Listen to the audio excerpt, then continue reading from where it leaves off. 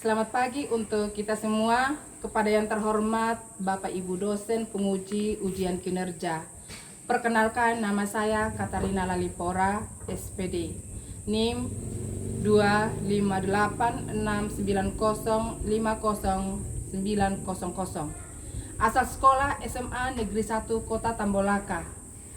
Mahasiswa PPG Guru Tertentu tahap 3 tahun 2025. Program studi Pendidikan Agama Katolik di LPTK Santo Yohanes Maroke. Pada hari ini saya akan melaksanakan praktik pembelajaran dalam rangka penilaian uji kinerja di SMA Negeri 1 Kota Tambolaka dengan materi gereja sebagai persekutuan yang terbuka. Demikian perkenalan saya, sekian dan terima kasih. Selamat pagi anak-anak. Pagi. Bagaimana kabar hari ini? Baik. Oke, kita siap untuk menerima pelajaran pada hari ini.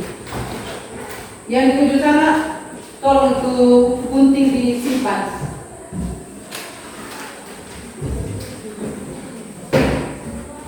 Oke, sebelum memulai pelajaran kita, saya minta salah satu teman untuk memimpin kita dalam doa. Siapa yang mau memimpin kita dalam doa? Salah satu. Oke, maju di depan. Ambil sikap doa yang baik ya. Sama-sama sebelum kita mulai pelajaran kita, mari kita berdoa dalam nama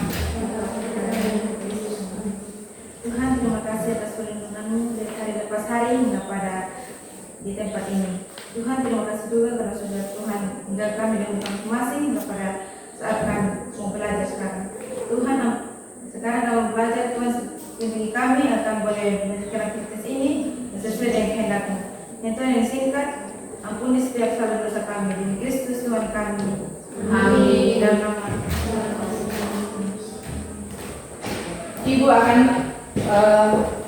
mengambil absensi. Hari ini semua hadir? Hadir. Ada yang tidak ada? Yang sakit Alfa? Ada. Semua hadir ya? Iya. Angelina Netringongo? Hadir Ibu. Elizabeth Inaki? Hadir Ibu. Angelina Bora? Hadir Ibu. Febiana Loba? Hadir Ibu. Vladimir Divo Umbunatara?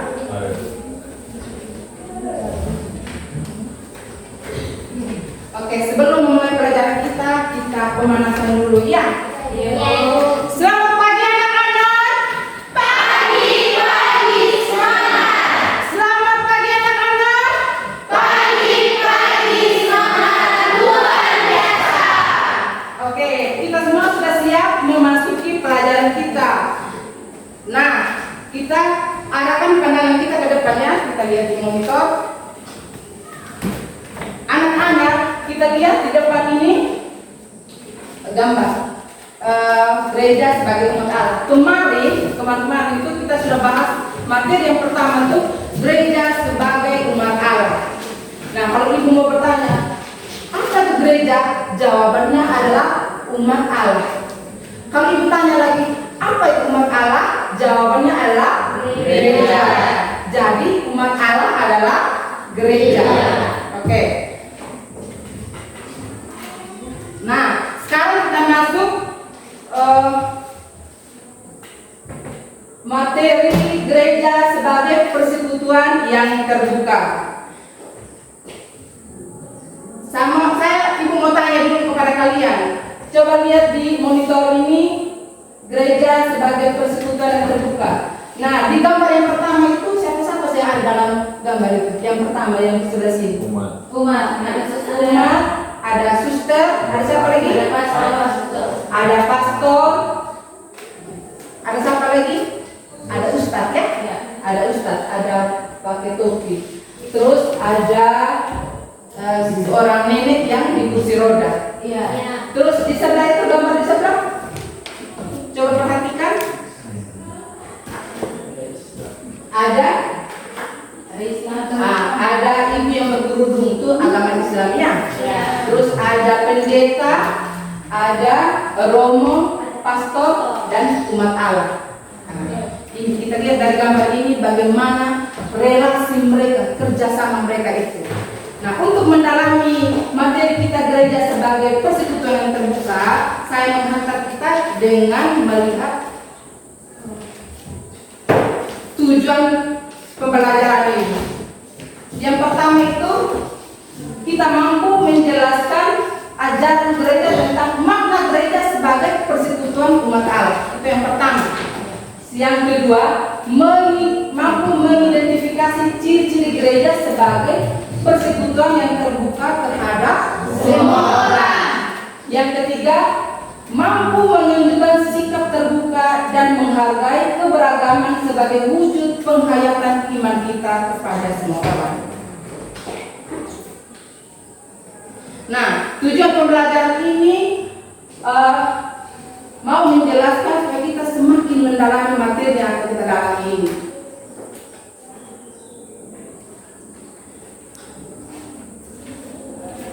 Oke, ini ada beberapa pertanyaan. Ada 3 pertanyaan ini yang menghantar kita untuk lebih mendalami materi gereja sebagai persekutuan yang terbuka. Yang pertama itu, apa yang kamu pahami tentang makna gereja? Yang kedua, menurut kalian tuh mengapa gereja disebut sebagai persekutuan umat Allah? Yang ketiga, bagaimana sikap gereja terhadap orang yang di luar komunitas Katolik?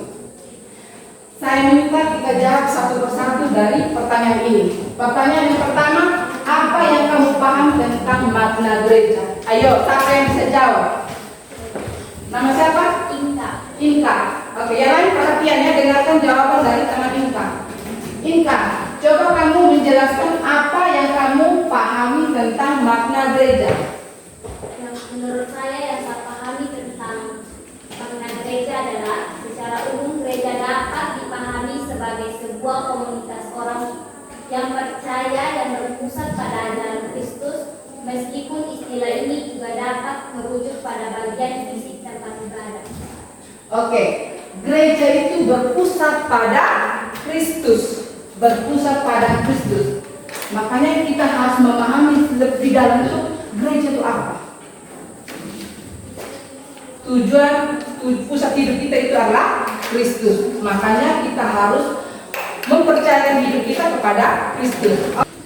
Oke, sekarang kita masuk di materi kita. Tema materi yang kita dalam itu gereja sebagai persekutuan yang terbuka. Seperti yang kita ketahui pada zaman sekarang, orang-orang hidup berdampingan tanpa dibatasi oleh perbedaan-perbedaan yang ada. Salah satu perbedaan yang ada yang kita ketahui bersama itu yakni perbedaan keyakinan. Namun apakah kita tahu bahwa pada zaman dahulu itu gereja Katolik itu pernah menutup diri? Nah, pertanyaannya adalah kenapa gereja Katolik itu dia menutup diri? Kenapa gereja Katolik itu menutup diri? Pertanyaan yang kedua tuh, apa yang membuat gereja Katolik itu bisa berubah pada saat sekarang ini? Coba bayangkan, dulu gereja menutup diri, terus sekarang itu sudah membuka diri. Maksudnya begini anak, maksudnya dulu gereja Katolik itu menutup diri, maksudnya dia belum berbau dengan agama-agama lain. Kita akan lihat dalam sejarah panjangnya gereja Katolik pernah menganut ajaran atau doktrin yang mengatakan di luar gereja Katolik tidak ada keselamatan. Di luar gereja Katolik tidak ada keselamatan. Nah, ajaran inilah yang membuat gereja Katolik pada masa itu menutup diri.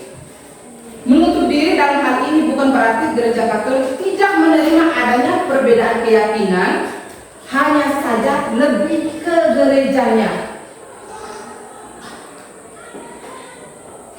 Maksudnya gereja Katolik tidak mau berbaur dengan yang berbeda keyakinan dengan mereka. Mereka hanya mau di agama Katolik saja, agama Islam saja, mereka batasi seperti itu. Beda dengan zaman sekarang, toh. Nah, doktrin ini yang berdampak pada gereja pada saat itu. Maka dia mengambil satu model institusional piramidal. Coba akan tunjukkan tuh model institusional piramidal itu seperti apa. Nah, ini model institusional gereja umat Allah, model institusional piramidal. Nah, kamu lihat di paling atas bentuk segitiga model gereja institusional itu ada paus, uskup, imam, biarawati, ada umat Allah. Nah, model institusi piramidal ini menganut sistem hierarki yang menempatkan dan menganggap bahwa jajaran paling atas seperti paus, uskup, imam dalam posisi yang penting dan utama dalam hal kerja. Biarawati dalam posisi tengah. Kemudian itu di bagian apa tuh? Sedangkan para umat berada pada posisi yang paling rendah. Gereja merasa sebagai satu-satunya penjamin kebenaran dan keselamatan, bahkan bersikap memegahkan diri. Nah, tentunya ini sangat berbeda dengan gereja Katolik pada masa sekarang ya. Ini yang sebelum Konsili Vatikan kedua, yang bentuk segitiga ini, gereja umat Allah model institusional piramid sebelum Konsili Vatikan kedua. Nah, sekarang kita lihat gereja sesudah Konsili Vatikan kedua itu. Nah, ini gereja sesudah Konsili Vatikan kedua bentuknya bulat. Gereja umat Allah model persekutuan umat. Nah, ini model persekutuan umat tidak ada yang namanya perbedaan kedudukan, perbedaan peran, ataupun tanggung jawab dalam mengembangkan gereja. Tetapi tentunya peran yang kita laksanakan itu harus sesuai dengan kemampuan atau talenta kita. Itu zaman sekarang. Jadi tidak ada perbedaan, sama saja. Oke. Coba saya minta kalian untuk salah satu membaca yang bait pertama, satu orang. Silakan. November 2019 untuk membahas dokumen persaudaraan manusia tentang perdamaian dunia berdasarkan pengamatannya. Oke, sampai di situ. Oke, kita sudah membaca perikop dari gambar itu. Saya minta kalian untuk masuk dalam bentuk tiga kelompok. Tiga kelompok. Satu kelompok terdiri dari 4 atau 5 orang. Oke, cepat. Itu kelompok pertama, yang ini kelompok kedua, yang ujung kelompok ketiga. Ini kelompok pertama. Yang lebih ke sana bisa ke sini ya. Yang dua teman ini satunya bisa ke sini.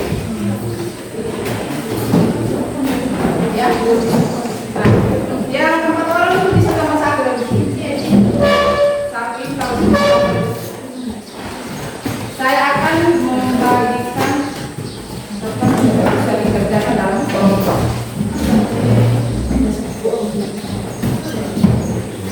Satu orang sama yang sebentar.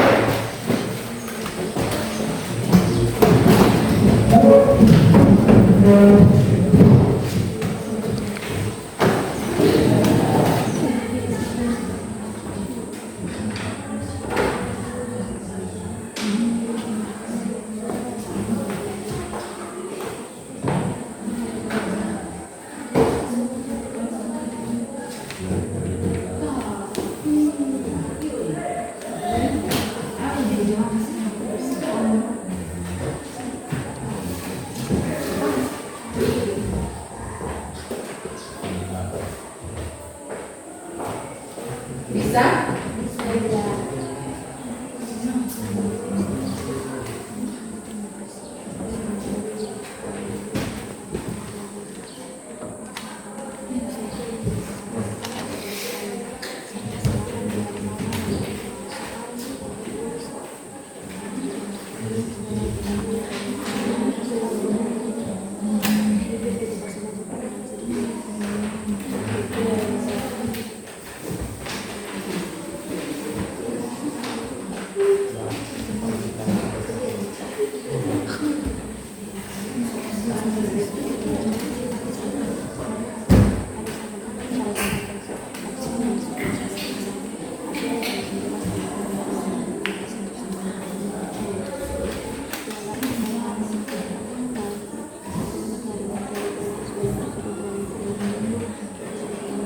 Oke, Sri sedang kerja. Jangan lupa ya.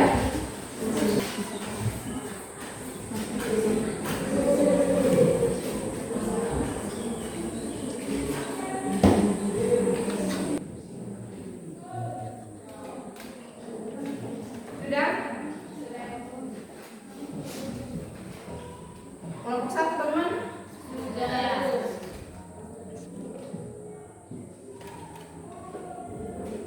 Oke, sebelum kita presentasi hasil kerja kita, supaya kita lebih semangat lagi, saya minta kita untuk bangun. Kita SD di sini. Ayo. Ya, kelompok 1. Kita SD ya.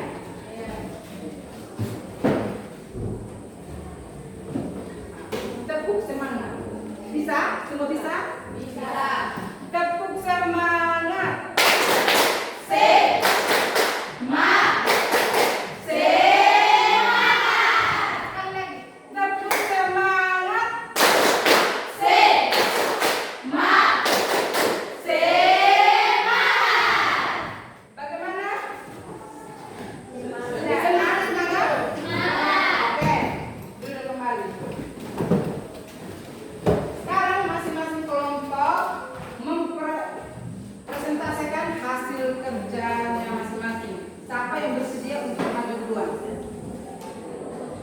Kelompok 1.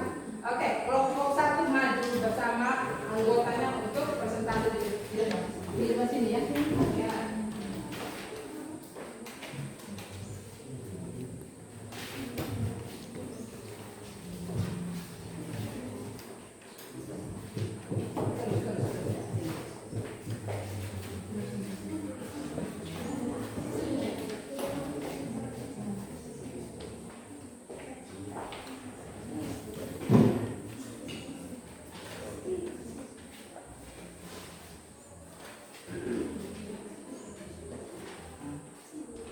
Silakan kita yang lain, kelompok yang lain memperhatikan kelompok 1 akan mempresentasikan hasil kelompok mereka. Sekarang kita lihat hasilnya.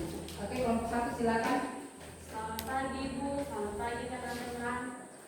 Selamat pagi.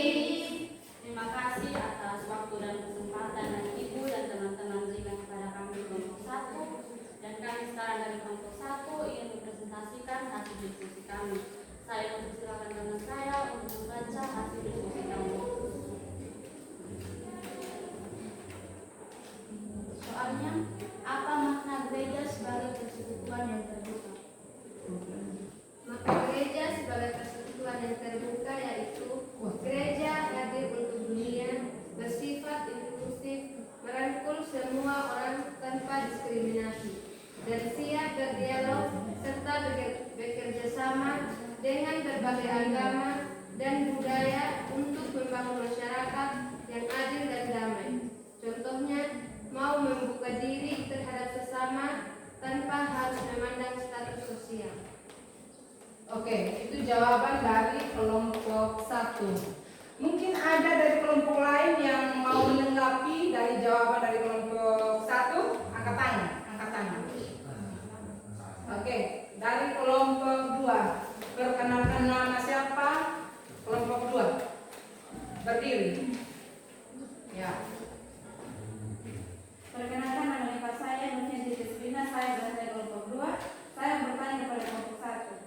Apa persekutuan? Persekutuan itu yang seperti apa? Baik, saya akan menjawab pertanyaan dari Esa. Persekutuan adalah perkumpulan orang-orang yang beriman. Contohnya adanya persekutuan Ibu Maria, Doa Rosario, dan Katekese. Sekian dari hasil presentasi kami. Apakah ada teman-teman yang mau bertanya? Bisa ada teman-teman dari kelompok 3 mau bertanya? Silakan.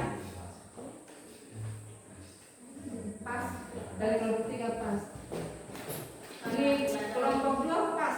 Jawaban dari mereka pas. Kalau tidak ada lagi yang bertanya, maka presentasi ini akan ditutup. Sekian dan terima kasih. Oke, berdiri sini dulu. Berdiri sini.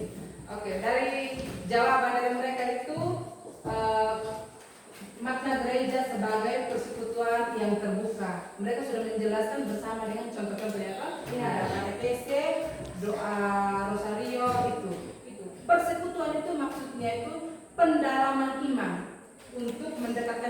Oke. Terima kasih kepada kelompok 1 yang sudah mempresentasikan hasil kerja mereka. Kita memberikan applaus kepada mereka.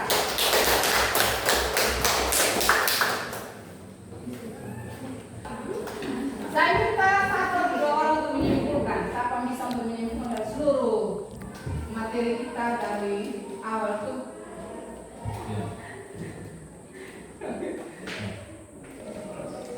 Please. Yang dapat saya simpulkan dari materi gereja sebagai persekutuan yang terbuka itu, kita sebagai manusia itu mempunyai martabat yang sama karena kita adalah ciptaan Tuhan. Kita sebagai umat Allah harus saling terbuka antara satu dengan yang lain. Contohnya ketika teman kita membutuhkan bantuan, kita harus membantunya walaupun kita sama-sama memiliki keterbatasan. Kita harus membantunya semampu dan sedikit. Oke. Walaupun kita itu menurut kesimpulan dari walaupun kita mempunyai keterbatasan, kita harus membantu teman. Masih ada yang lain yang mengerti dari oke. Semua mengerti ya, maksudnya yang bisa menyimpulkan dari materi pembelajaran kita supaya materi kita ini jangan sampai larut. Seperti itu. Oke, silakan.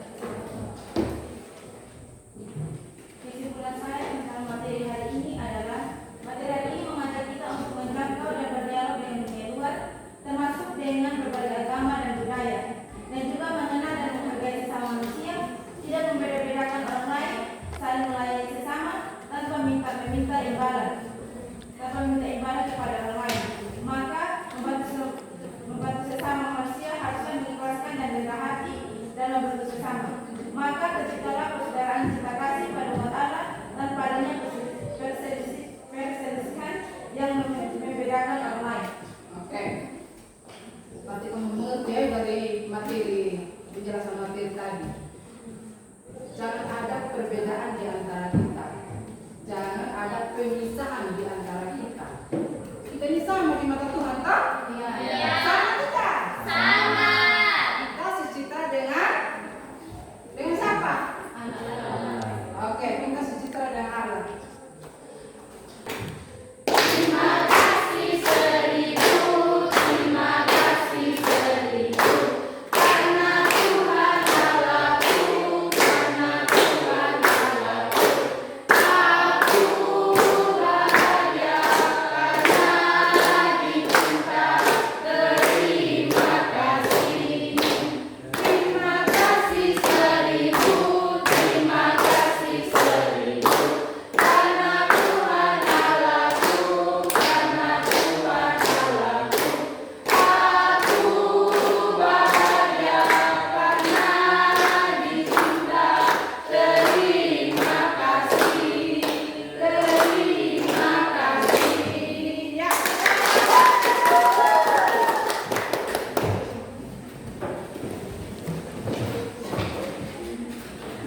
Oke. Capek? Capek. Tapi ada kekayaan yang kamu ambil toh? Ada. Ada yang kamu petik dari materi yang ibu berikan tadi tuh? Ada. Oke, saya minta kalian kalau memang kamu benar-benar memahami dari materi yang ibu berikan tadi itu temanya gereja sebagai persekutuan yang terbuka. Ibu minta kalian untuk menulis 1 atau 2 kalimat yang mengungkapkan bahwa kamu betul-betul memahami materi ini, yang menjadi bagian dari hidup kalian itu. Gereja sebagai persekutuan yang terbuka. Kalau saya mengerti dari materi ini, apa yang harus saya buat? Apa yang saya lakukan? Tulis 1 atau 2 kalimat di kertas dan dikumpulkan masing-masing. Nanti tulis nama, iya masing-masing.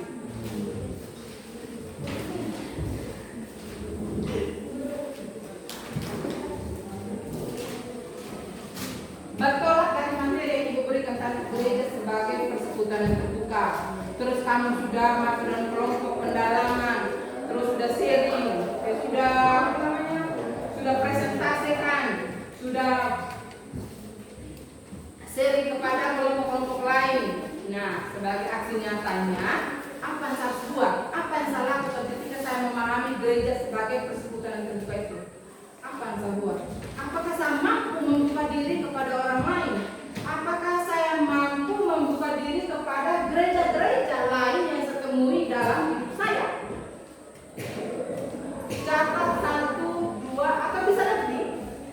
Bisa lebih, oke, bisa lebih. Yang mampu bisa lebih, berarti betul-betul memahami. 1 atau 2 kalimat. Sudah.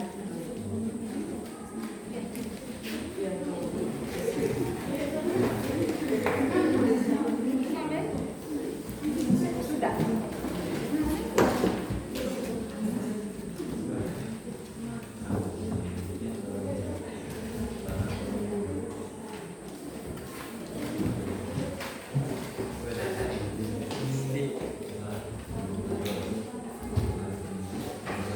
Semua sudah?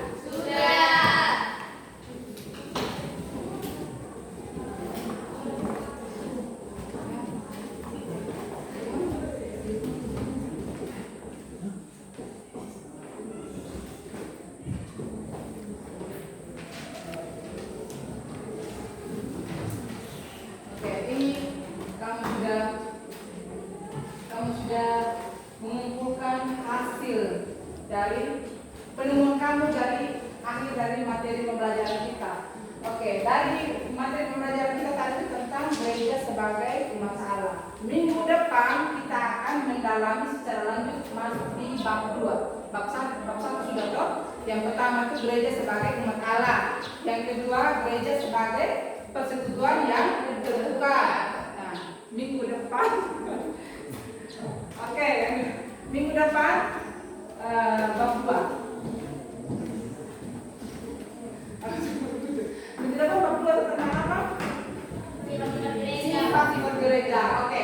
Berarti paham sekali, sudah ada buku siswa ya Kak? Iya. Sifat-sifat gereja. Nanti minggu depan kita akan mendalami sifat-sifat gereja itu ada beberapa sifat gereja, ada 5 sifat gereja. 1, kudus, katolik, apostolik, ada berapa? 5. Oh, 3. 1, kudus, katolik, apostolik. 4 sifat-sifat gereja. Dari bab 2 ini ada 4 subtema yang akan kita dalam untuk minggu depan. Iya. Mengerti? Iya. Nanti Ibu akan jelaskan nanti untuk materi selanjutnya. Sekarang karena materi kita sudah selesai, saya minta satu orang untuk memimpin kita dalam doa. Siapa yang bersedia? Oke, asik. Tadi perempuan yang memimpin kita dalam doa. Ini kan pastor. Asik.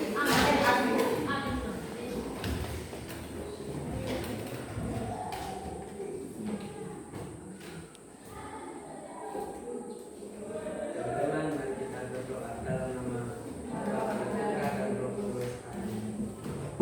Allah Tritunggal Maha Kudus, Bapa, Putra dan Roh Kudus. Terima kasih atas perlindungan-Mu dari awal mula pelajaran hingga pada akhir ini. Bapa, apa yang kami pelajari tadi boleh kami simpan begitu kami setiap kami. Dan Bapa, ini doa yang singkat sempurnakan. Ini doa kami puji ini dan semuanya segala masa. Amin. Oke, nanti kita keluar sebentar ini, jangan langsung berhamburan keluar ya. Satu-satu keluar. Oke, dari sini keluar dulu.